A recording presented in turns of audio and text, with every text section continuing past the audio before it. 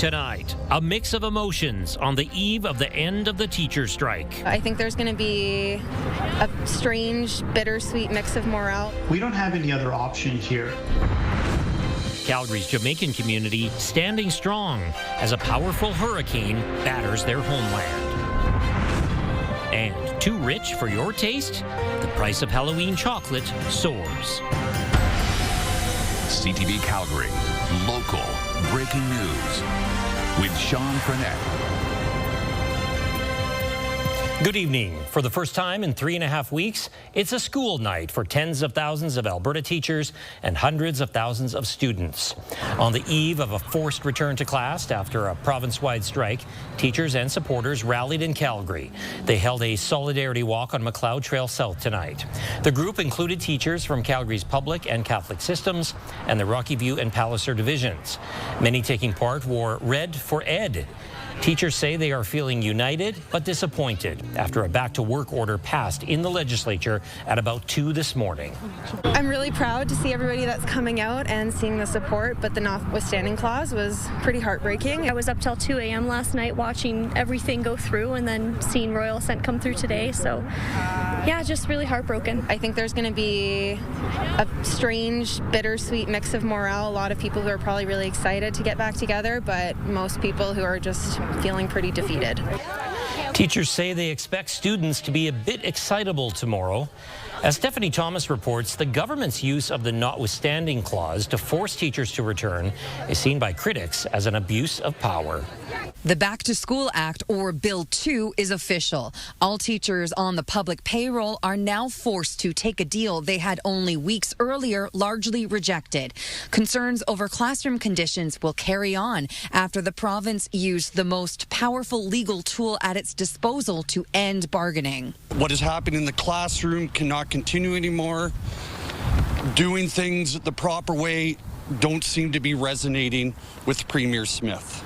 The UCP government invoked the notwithstanding clause when it legislated the end of the teacher strike. Using it acknowledges it contravenes charter rights, and it blocks the teachers' union from taking the province to court. In letters written to teachers and students, Premier Danielle Smith said government acted fast to stop further harm socially and academically. Not only did she refuse to end this weeks ago using the powers she already had, she didn't even show up for the debate. Smith did not stay in the legislature to see the bill's passing. Instead, she was photographed in the airport lounge in Calgary before a pre-planned visit to Saudi Arabia and the United Arab Emirates to promote Alberta's energy and agricultural industries. Legal and political experts say the government's handling of the teacher strike is especially worrying for infringing on charter rights. Rights that many Canadians would normally feel like they could rely on are more and more in question based on the will of the government in power. Backlash is expected. It's certainly possible that there would be such a public uproar, protests, there's talk of a general strike. That might be enough that the government might think better of it. Although teachers will not defy the legislation, the Alberta Teachers Association says the fight isn't over. We know that it's a tough hill to climb, but we're not afraid of climbing. Stephanie Thomas, CTV News, Calgary. Tomorrow, the Alberta Federation of Labour will announce if it will take action of its own, including possibly a general strike. Education Minister Dimitrios Nicolaides says he is disappointed the strike came to this conclusion. He told CTV News Channel's Power Play the government's priority is the well-being of students. We don't have any other option here. Our students have been out of school for 3 weeks. There are clear studies that demonstrate that such closures and prolonged outages will negatively impact, it's not a question of if, but will negatively impact students academically, socially, and psychologically. In Calgary, about 12,000 teachers and more than 200,000 students are set to return to classrooms. As Jacqueline Wilson reports, many say they are disappointed and frustrated. For this to get as far as it's gone is just devastating. Teacher Lindsay Dell isn't mincing words ahead of being forced back to class on Wednesday. Awful.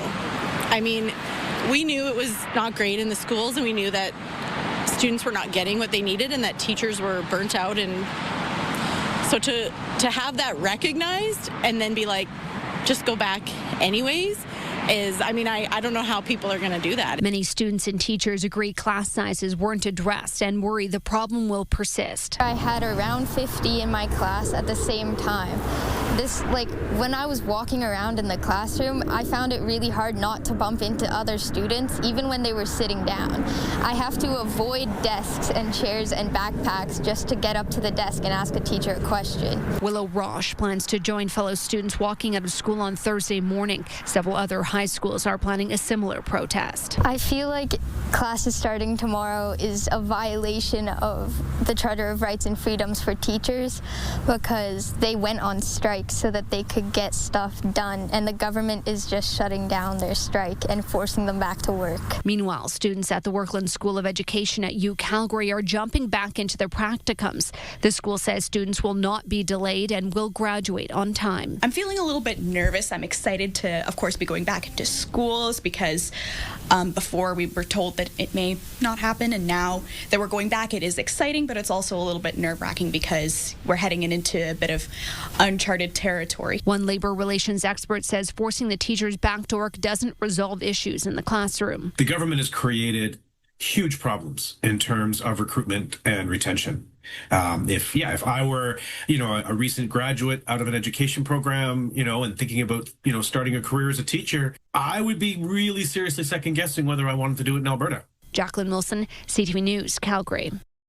Individual school boards and schools will decide if any extracurricular activities will resume immediately. The fire department is looking into what sparked a house fire in the northeast community of Rundle. The blaze broke out about 3:45 this afternoon. The fire started in the back of a two-story home and spread quickly, sending up black smoke that could be seen from across the city. Flames spread to a neighboring home, heavily damaging the attic. A second alarm was called to get more crews to the scene. Upon arrival, they discovered significant flames and smoke showing from the rear of the house as well as a detached garage. There was some people in the homes that CFD was able to safely evacuate, and there was no other persons with any reports of injuries. A third home had minor damage to the exterior. Displaced residents are getting help finding a place to stay. Calgary police are showing off a haul of weapons they seized. It includes handguns, airsoft guns, and other weapons from a raid at a Forest Heights home. The sting began as a drug investigation. 2 men face several charges.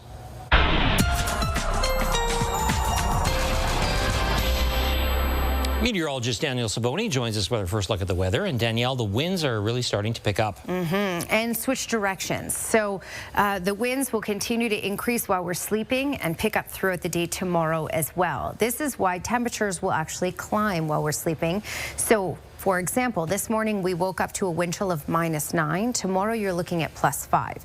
So it's a warmer day tomorrow, but it comes at a price of gusty conditions up to 50, even 60 kilometers per hour at times throughout the day. Mainly cloudy in the morning, mainly sunny in the afternoon in the city. South of the city, very gusty conditions. In fact, up to 100 kilometers per hour for Crow's Nest Pass over to Pincher Creek and Fort Macleod. More details coming up. Okay, thanks very much, Danielle. Many people in Calgary's Jamaican community are worried for loved ones back home. WestJet has canceled flights there as Hurricane Melissa pounds the island. As Tyson Fedor reports, fundraising efforts are underway.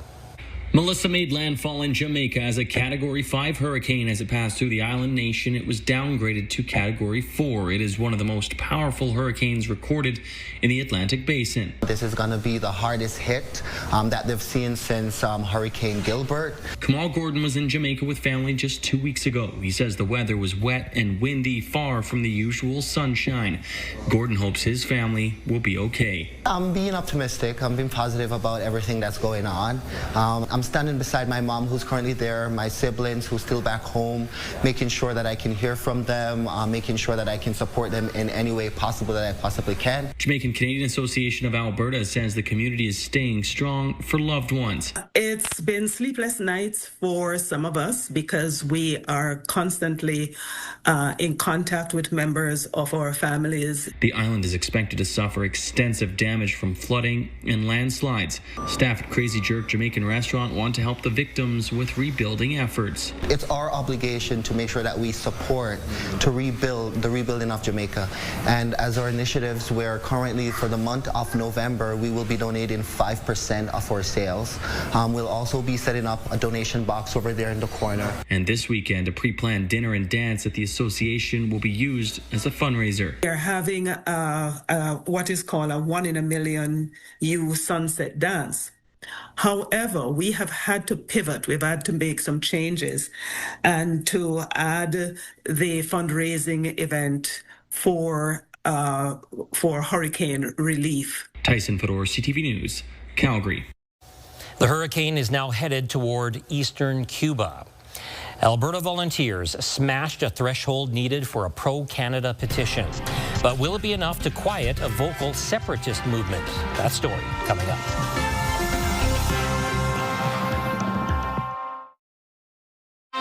You're watching CTV News, Calgary. After a recount, Jeremy Farkas remains mayor-elect of Calgary. Second-place finisher Sonia Sharp made the request for a recount after Farkas won the election by 581 votes. The resulting recount saw Farkas gain a few more votes over Sharp.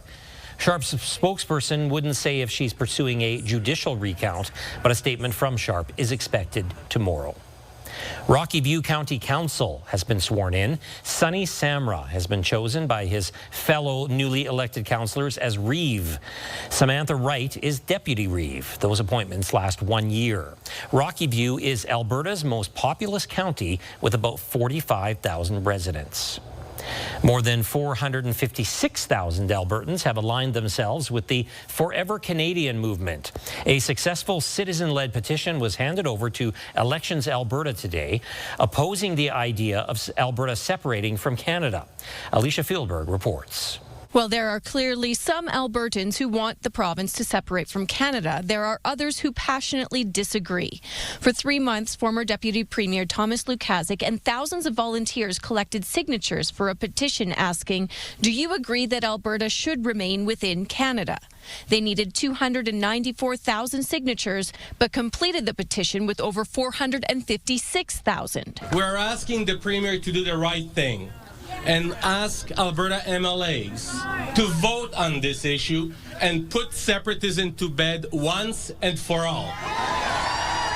Signatures on the petition need to be verified by Elections Alberta over the next 60 days. This is the first citizen-led petition it's received, and now it will get to work. So we've hired just over 100 Albertans to help us with this process. Premier Daniel Smith's government has urged Alberta to stay in Confederation, but also made it easier for groups to hold a referendum by reducing the number of required signatures.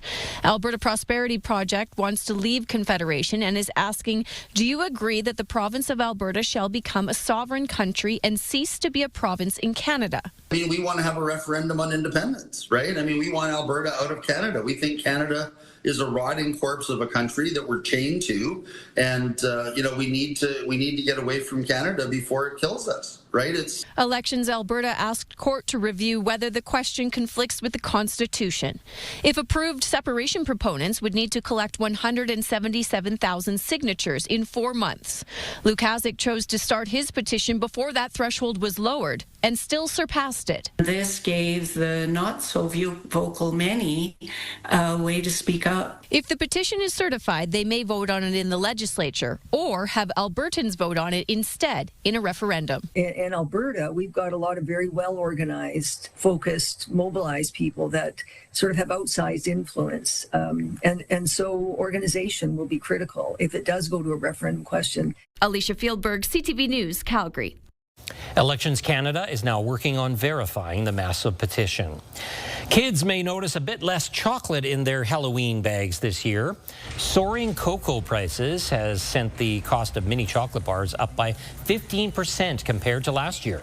That's according to the Halloween Treat Cost Report from Dalhousie University. Many bite-sized bars are even smaller because of shrinkflation. Cocoa costs are around 4 times the 5-year average. Climate change and extreme weather are getting the blame. The chocolate is too expensive, and I understand that the packaging is even smaller. The kids deserve something for Halloween. Chocolate went up. I mean, chocolate isn't something that we're willing to go without, and especially at Halloween. Here's a tip from one food expert. Wait until Thursday to buy chocolate and watch for deals at pharmacies or discount stores. Well, Danielle Savoni will be up next with her full Skywatch forecast, including the forecast for Halloween. Stay with us.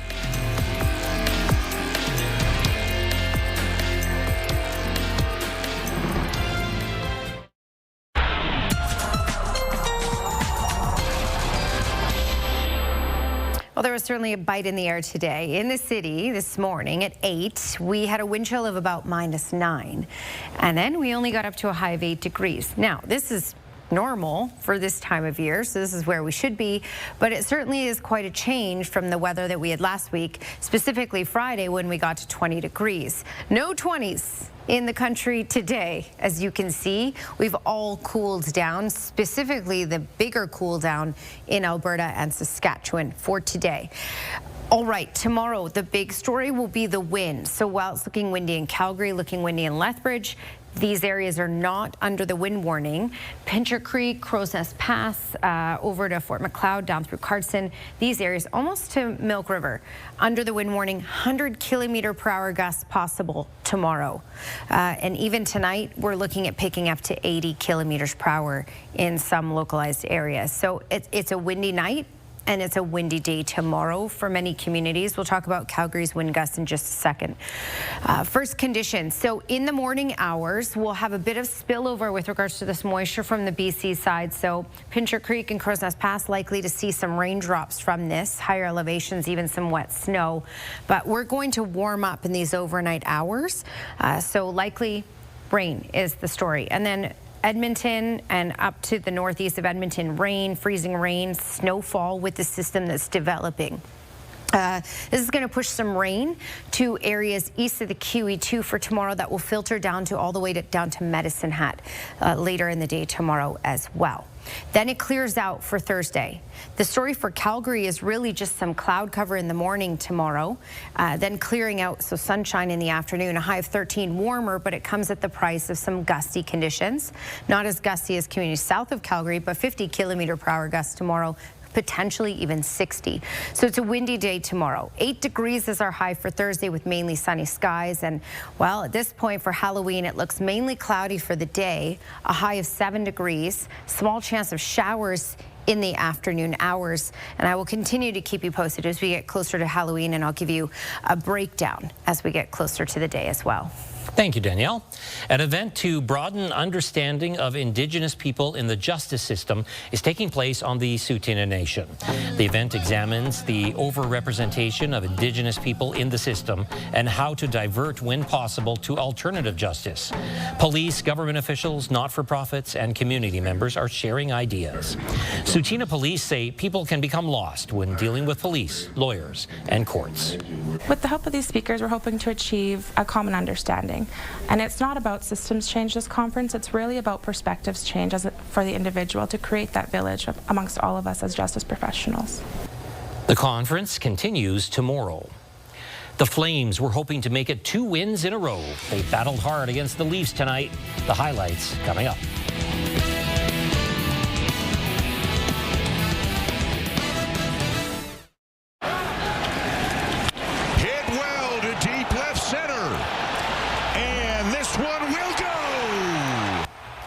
The Dodgers' Shohei Ohtani gave up his first homer of the postseason. A 2-run shot by Vladimir Guerrero Jr. that put the Blue Jays ahead 2-1 in the 3rd inning tonight. Later, the Blue Jays broke Game 4 of the World Series Open in a 4-run 7th.